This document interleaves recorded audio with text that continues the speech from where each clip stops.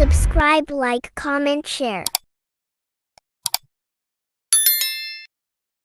Salat 5 waktu, puasa Ramadan wajib, birrul walidain wajib birrul walidain, silaturahmi wajib, nyoblos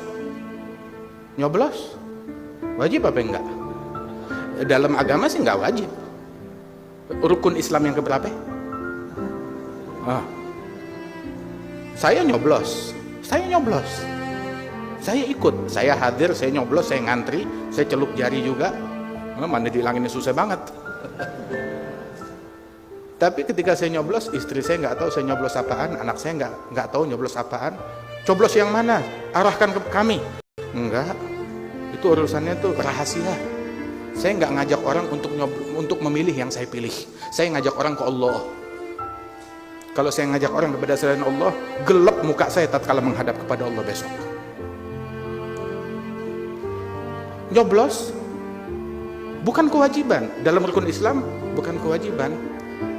Juga dalam hukum negara juga itu hak setiap warga negara, hak. Tahu kan hak? Bukan kewajiban. Gak ada yang mewajibkan. Tidak ada yang mewajibkan. Itu hak. Digunakan hak kita dengan bijak, dengan akal, dengan bijaksana. Mau pilih orang yang takut kepada Allah Subhanahu wa taala. Tapi walaupun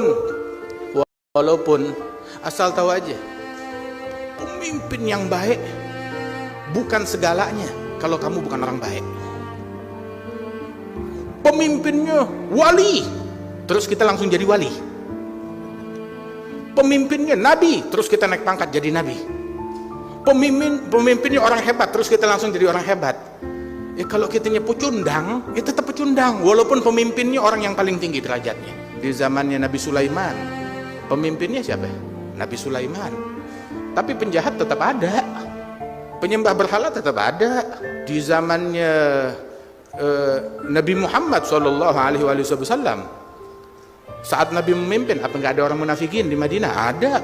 Nggak ada musyrikin? Ada. Tetap ada. Di zaman Nabi Ibrahim, presidennya siapa? Namrud. Presidennya Namrud.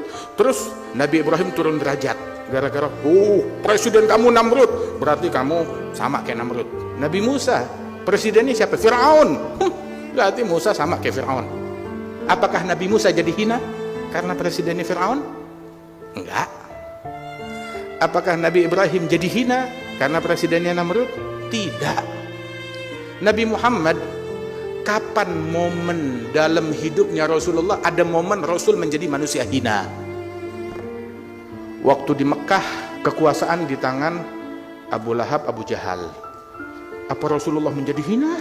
Wallah nggak jadi hina. Tapi sebutkan, adakah satu detik kemuliaan yang dilalui oleh Fir'aun dalam hidupnya? Ada gak? Sebutkan.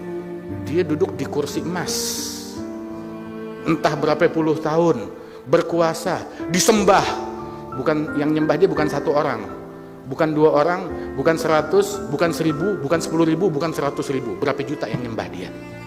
Sebutkan satu momen, jam berapa, tanggal berapa, di mana dia berlalu hidupnya dalam kemuliaan. Mulia di mata Allah Ta'ala. Wallah, nggak sedetik pun dia mulia. Wallah, Nabi Muhammad nggak sedetik pun dilalui dalam kehinaan. Sama sekali enggak. Nah kita sekarang, kita mau jadi mulia, nggak ada kaitannya. Fulan jadi pemimpin kita, terus kita jadi mulia. Enggak. Kalau kitanya pecundang, tetap aja kita ninggalin sholat. Biar kata pemimpinnya Imam Mahdi, tetap aja kita pecundang.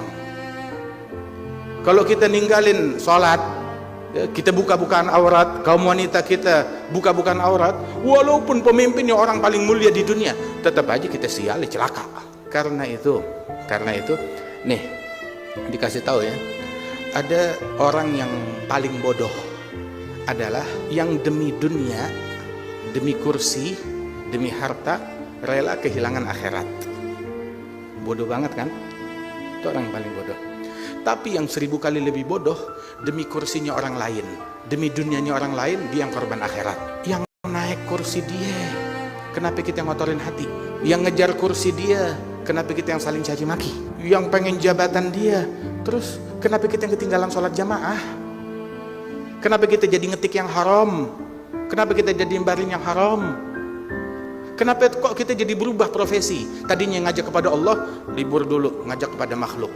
Atastabdiluna alladhi huwa adna billadhi huwa khair.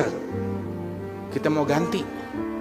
Tadinya kita ngajak orang ke Allah, jadi ngajak orang kepada makhluk. Lah, nggak seperti itu. Alhamdulillah, alhamdulillah.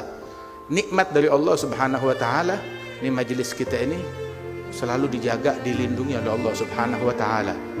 Di bawah bimbingan guru kami Al-Habib Umar bin Muhammad bin Salim bin Hafidh yang punya perhatian besar terhadap majelis Rasulullah. Alhamdulillah. Majelis yang terbuka buat semuanya, ngajak semuanya, mau itu pemimpin, mau itu rakyat, mau itu siapapun, muslim, non muslim, semuanya kita ajak kepada Allah Subhanahu wa